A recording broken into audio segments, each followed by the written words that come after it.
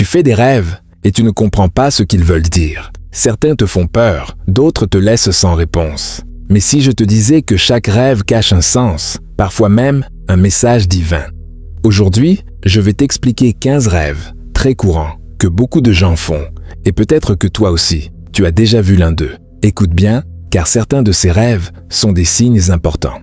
Mais avant ça, si tu veux d'autres vidéos comme celle-ci, abonne-toi, active la cloche de notification et partage cette vidéo pour qu'un autre frère ou une sœur découvre aussi ce rappel. Bismillah. Premier, tu rêves de serpent. Un serpent qui rampe près de toi, qui te regarde ou même qui te mord. Ce rêve est l'un des plus fréquents. En islam, le serpent représente souvent un ennemi, un jaloux ou quelqu'un qui cache du mal dans son cœur. Mais si tu tues le serpent dans le rêve, et c'est un bon signe, ça peut vouloir dire que tu es en train de vaincre une mauvaise influence ou qu'Allah te protège d'un complot. Surtout, protège-toi avant de dormir avec les sourates recommandées. Al-Falaq, An-Nas, Ayat Al-Kursi. 2. Tu rêves de la mer. Une mer calme signifie souvent sérénité, bénédiction ou proximité d'Allah. Mais si la mer est agitée, c'est peut-être que ton cœur traverse un orage intérieur. Et si tu es en train de te noyer dans ton rêve, attention, ton âme t'appelle à changer. 3. Tu rêves de prier. Tu te vois en train de faire la prière. Très bon signe. Cela peut vouloir dire que ton âme cherche la paix ou que ta foi est en train de grandir. Mais si tu rates la prière dans ton rêve ou que tu oublies un pilier, alors il est temps de corriger ta pratique, car Allah veut te rappeler quelque chose. 4.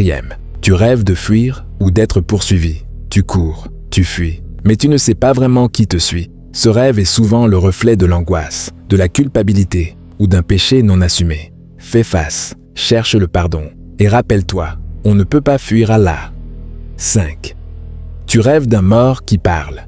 Un proche décédé te parle dans ton rêve. Écoute bien ce qu'il dit. En islam, les morts peuvent demander des prières, de la sadaqa ou envoyer un message subtil. Et s'il sourit, c'est qu'il est en paix. Mais s'il pleure, c'est peut-être toi qui as quelque chose à réparer. 6. Tu rêves de mariage. Le mariage dans les rêves ne parle pas toujours d'amour. Il peut annoncer une étape importante, un changement ou une nouvelle responsabilité. Se marier avec un inconnu, un destin qui approche, avec un proche, un lien d'âme ou un devoir spirituel. 7. Tu rêves de perdre ton chemin. Tu es perdu dans une ville, dans une forêt ou dans un désert. C'est le signe d'un manque de direction dans ta vie ou d'un éloignement de la vérité. Reviens à Allah, reviens à ta prière, car même dans les rêves, Allah t'appelle. Si ce genre de rêve t'a déjà traversé, pense à t'abonner maintenant, car dans les prochains rappels, je vais t'expliquer encore d'autres signes puissants qu'on ignore trop souvent. 8. Tu rêves de feu.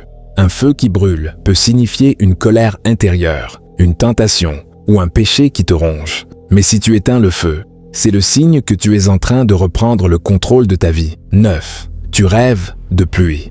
La pluie douce est souvent un symbole de miséricorde.